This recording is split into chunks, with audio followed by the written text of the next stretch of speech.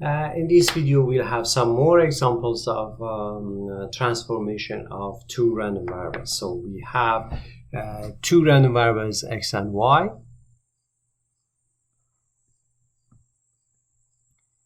And then two random variables output z and w, and then we want to find the distribution of output in terms of the distribution of the input. First example is the linear transformation of jointly normal random variables. We solved this in general case in the previous video. In this video, we assume that we have this linear transformation, assume that the pair of the input are jointly normal, and this theorem says that if you have two random variables x and y, if these are jointly normal,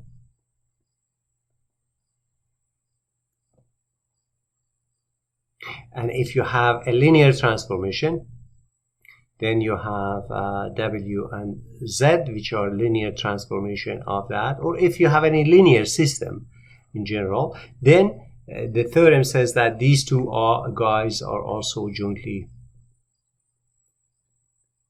normal. Basically, this theorem says that normality prevails under any linear transformation. Normality prevails under. So linear transformation. So linear transformation will not make random variables to be not normal distribution. You could say this one: if you apply any normal pair of normal entities to any linear system, the output also are normal. This is true if this system is not random, specific, and so on. So we learn about this concept, we'll generalize this concept when we will move to stochastic process, and this is very important example. One example of linear transformation is rotation. Suppose that you have, this is x and y. So if you rotate this point with an angle of theta, so this is a linear transformation. So you could say that xy and then multiplied by rotation matrix, and then you get z and w. So the only thing is that this linear transformation is of a specific form. So it's going to be cosine of theta here, and then here you have minus sine of theta and then sine of theta. So this is a rotation of the point xy with an angle of phi. So the Jacobian, if you calculate Jacobian, is determinant of cosine of phi, sine of phi, and then minus sine of phi, and then cosine of phi. Okay, so it's going to be this guy multiplied by this guy, so it's going to be cosine of phi to the power 2 plus sine of phi to the power 2, and this is going to be equal to 1.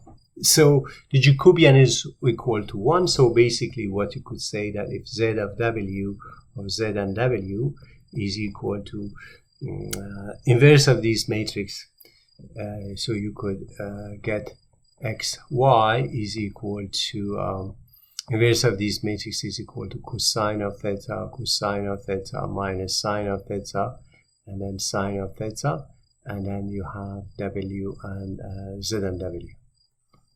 Okay, so you get f xy at the solution. So it's going to be cosine of theta, cosine of phi times w, and then minus sine of phi z, and then y is going to be sine of phi, then times w, and then plus cosine of phi, these are phi, and times z, and then divided by Jacobian, which is equal to 1, divided by 1. Okay, so basically we get this solution. So this is for any any rotation. So basically, the PDF of Z and W is going to be the PDF of X and Y at the inversely rotated with angle of instead of phi with angle of minus phi. So therefore, when we rotate two random variables by angle phi, the joint probability mass rotates by angle of minus phi. If fx and y is circularly symmetrical, rotation will not change it, so this guy remains invariant. The joint PDF of rotated random variables remains invariant. Now let us consider another example. In this example, we consider Cartesian to polar coordinate, but with the difference that we do arctangent of y divided by x. So in this case, we have a point with coordinate of Cartesian coordinate of x and y, and polar coordinate of r and theta.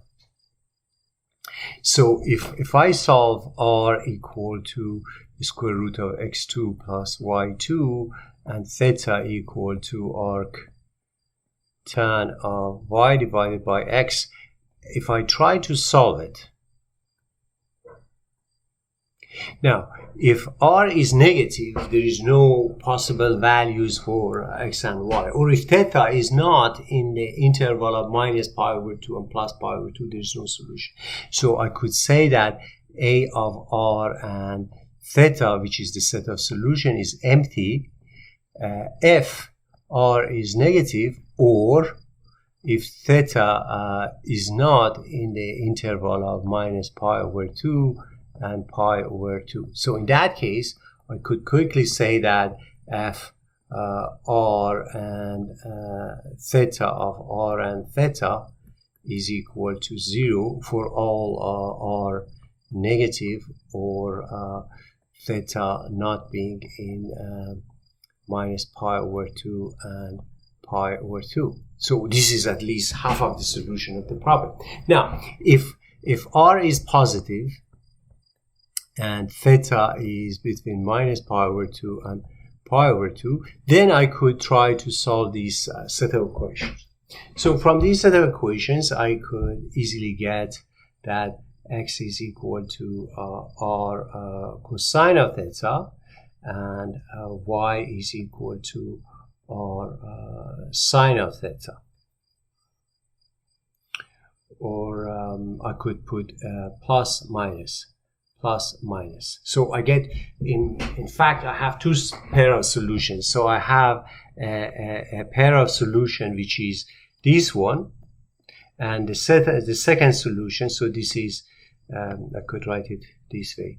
So x1 and x2, y1, and x2 and y2 is equal to minus r cosine of theta and minus r sine of theta. The reason is that if you divide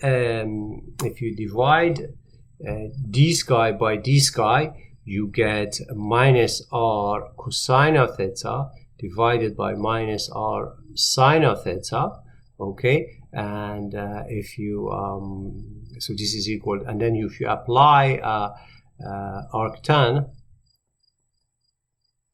so you get equal to arc tan of theta, which is equal to theta. So this is why you get two set of solutions. So so for these set of values, if we solve it, we get two solutions.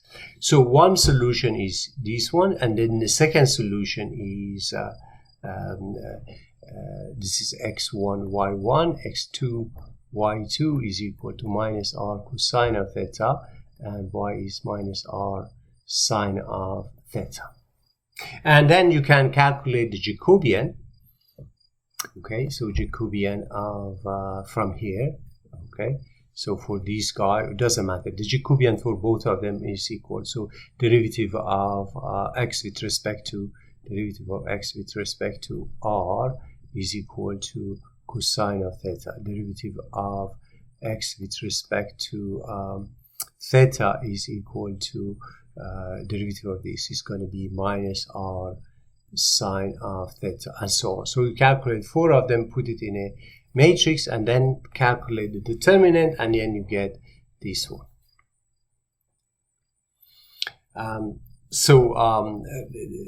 Remember that this determinant is written in terms of r, and now we can get fr of r. So it's going to be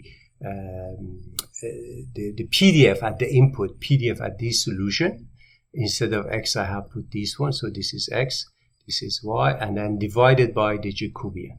Now, if I want to consider the second solution, it's going to be equal to plus r f x y of minus r cosine of theta, and then minus r sine of theta. Okay. So, but if the joint PDF is equal to 0 at these points, then these will be eliminated. So the complete solution has two parts. And then this guy is 0 elsewhere because there is no solution for other values of z.